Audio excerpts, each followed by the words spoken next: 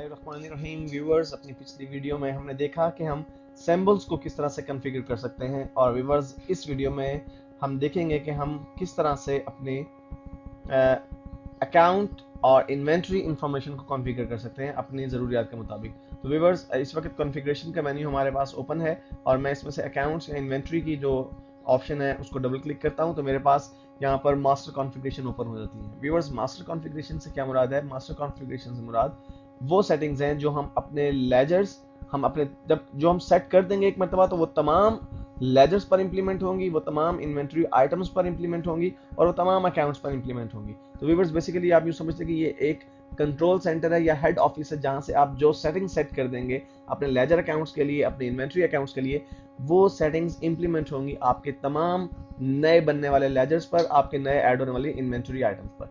Viewers सबसे पहला item जो ऑप्शन हमारे पास है वो है अलाउ एलिसिस अलोंग विद नेम्स, यानी अगर आप अपने लेजर्स में उनके नाम के अलावा कुछ और भी ऐड करना चाहते हैं, एलिसिस ऐड करना चाहते हैं, निक नेम ऐड करना चाहते हैं, एडिशनल नाम ऐड करना चाहते हैं तो वो आप कर सकते हैं। अगर आप चाहते हैं कि ये ऑप्शन आपके पास हो तो आप इसे यस रहने दीजिए, अदरवाइज इसे आप नो कर सकते हैं। सेकंड ऑप्शन है viewers allow language aliases along with names. आप अपने लैंग्वेज के हिसाब से जो है वो एलिसिस सेट करना चाहते हैं इंग्लिश में, फॉर एग्जांपल आप अपने अकाउंट्स मेंशन करें इंग्लिश में लेकिन आप उर्दू के हिसाब से बीच में एलिसिस सेट करना चाहते हैं तो आप यस या नो कर सकते हैं, लेकिन मैं इसे नो ही रहने दूंगा क्योंकि अकाउंटिंग में बाय डिफॉल्ट आप एलिसिस अगर सेट करते भी हैं तो वो उसी लैंग्वेज में आप सेट करते हैं जिस लैंग्वेज के अंदर आप अकाउंट्स को मेंटेन कर रहे होते हैं। उसके बाद व्यूअर्स आपके अकाउंट्स के मास्टर में allow advance entries in masters. इससे क्या मुराद है व्यूअर्स? अगर आप लेजर को क्रिएट करते हुए, कोई नया अकाउंट क्रिएट करते वक्त कुछ एडिशनल इंफॉर्मेशन या एडवांस एंट्रीज डालना चाहते हैं जो आप चाहते हैं कि तमाम लेजर्स के अंदर जो है हमें वो ऑप्शन अवेलेबल हो, तो आप इसे यस कर सकते हैं। व्यूअर्स ये एक अच्छा ऑप्शन है, मैं आपको सजेस्ट करता हूं कि इसे आप यस ही रहने दें और आगे चलकर जब हम लेजर अकाउंट्स को क्रिएट करेंगे तो इस ऑप्शन को हम यूटिलाइज करेंगे। उसके बाद व्यूअर्स नेक्स्ट ऑप्शन है add notes for ledger accounts. अगर आप चाहते हैं कि आपको ये ऑप्शन अवेलेबल हो कि आप कोई लेजर अकाउंट क्रिएट करते वक्त उसके साथ नोट्स भी मेंशन कर सकें तो आप इसे यस कर सकते हैं। अगर आप ऐसा नहीं करना चाहते तो आप इसे नो रहने दें। मैं इसे बाय डिफॉल्ट नो ही रहने देता हूं क्योंकि नोट्स लेजर्स के साथ कम मेंशन किए जाते हैं बल्कि ज्यादातर हमारे फाइनेंशियल रिपोर्ट्स के साथ जो है वो मेंशन किए जाते हैं। उसके बाद viewers use addresses for ledger accounts. जी हाँ, सम टाइम्स व्यूअर्स आप अपने लेजर अकाउंट के साथ एड्रेसेस भी मेंशन करना चाहते हैं और करते हैं। खास तौर पे आपके जो डेटर्स और क्रेडिटर्स और जो बैंक अकाउंट्स के लेजर्स हैं डेफिनेटली आप उनके साथ उनका एड्रेस मेंशन करते हैं। फॉर एग्जांपल एक शख्स मिस्टर ए है जो आपसे उधार पर चीजें खरीदता है, वो आपका डेटर है। जब आप उस डेटर का लेजर मेंटेन करेंगे डेफिनेटली आप उसका एड्रेस भी मेंटेन करेंगे, एड्रेस एंटर करेंगे, तो इसलिए इस ऑप्शन को यस रहने दीजिए। नेक्स्ट ऑप्शन है use contact details for ledger accounts. मैं इसे यस कर रहा हूँ। कॉन्टैक्ट डिटेल से मुराद व्यूअर्स सम टाइम हमें कुछ लेजर्स के जो कॉन्टैक्ट पर्सन होते हैं उनका नाम, उनका कॉन्टैक्ट नंबर वगैरह, मोबाइल नंबर, ईमेल एड्रेस वो एंटर करना होती है। फॉर एग्जांपल हमारा एक डेटर है, हमें उसका एड्रेस भी पता होना चाहिए, साथ ही साथ हमें उसकी कॉन्टैक्ट इन्फॉर्मेशन भी होनी चाहिए, इसलिए मैंने इसे यस कर दिया। व्यूअर्स नेक्स्ट ऑप्शन हमारे पास इन्वेंट्री के हवाले से है। इन्वेंट्री मास्टर्स में पहला ऑप्शन आपके पास allow advance entries in master. ये बिल्कुल उसी तरह लेजर्स ही की तरह है कि आप अगर अपनी इन्वेंट्री में कुछ एडिशनल इन्फॉर्मेशन जो वो ऐड करना चाहते हैं तो इस ऑप्शन को यस कर दें, अदरवाइज आप इसे नो भी रहने दें। Use part numbers for stock items. Viewers ये आपके बिजनेस की साख्त पर डिपेंड करता है कि आपका बिजनेस किस किस्म का है, उसमें किस किस्म की इन्वेंट्री यूज हो रही है। बाज औकात कुछ बिजनेसेस ऐसे होते हैं जिसमें डिफरेंट इन्वेंट्री के पार्ट नंबर्स भी जो है वो मेंशन होते हैं, तो उस सूरत में आप पार्ट नंबर्स को यस कर सकते हैं, अदरवाइज आप इसे नो कर दें। फॉर एग्जांपल अगर हमारा एक मोबाइल्स का बिजनेस है तो उसमें पार्ट नंबर्स नहीं होते तो मैं इसे नो कर दूंगा। नेक्स्ट है viewers use description for stock items.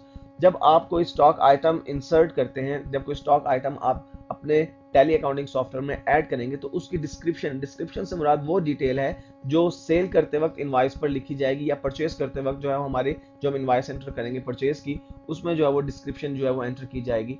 आप इसको यस कर दें तो ज्यादा बेहतर है क्योंकि मैं इस डिस्क्रिप्शन को यूज करूंगा।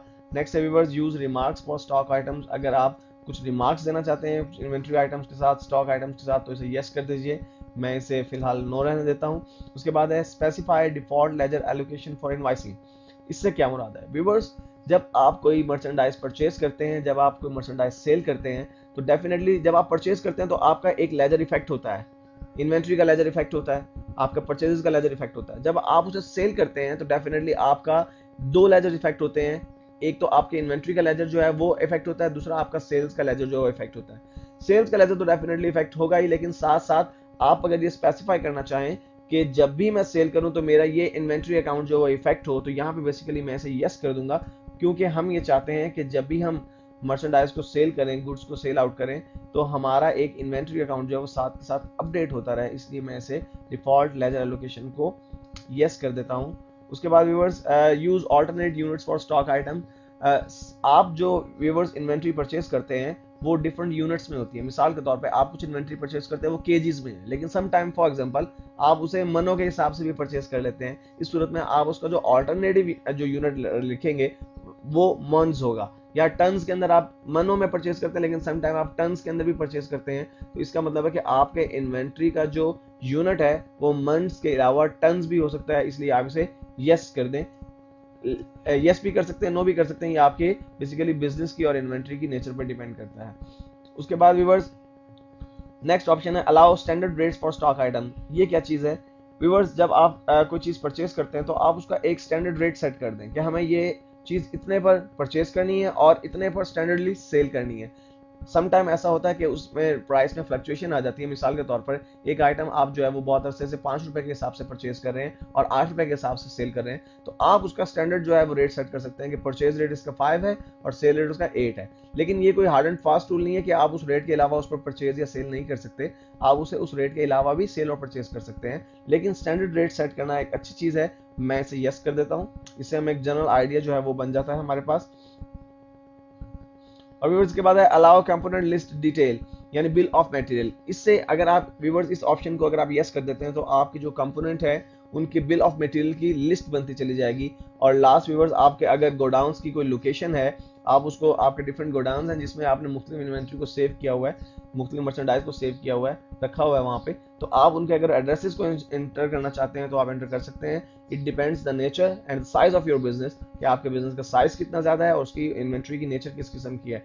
ज्यादातर सूरतों में अगर दरमियानी दर्जे का कारोबार हो तो दुकान के अंदर ही या दुकान के साथ ही एक और दुकान में गोदाम बना लिया जाता है, इसलिए एड्रेसेस की जरूरत नहीं पड़ती, इसलिए मैं इसे नो ही रहने देता हूँ। तो व्यूअर्स, इस वीडियो में हमने सीखा कि हम अपने अकाउंट्स और इन्वेंट्री की मास्टर इन्फॉर्मेशन को किस तरह से कॉन्फ़िगर कर सकते हैं।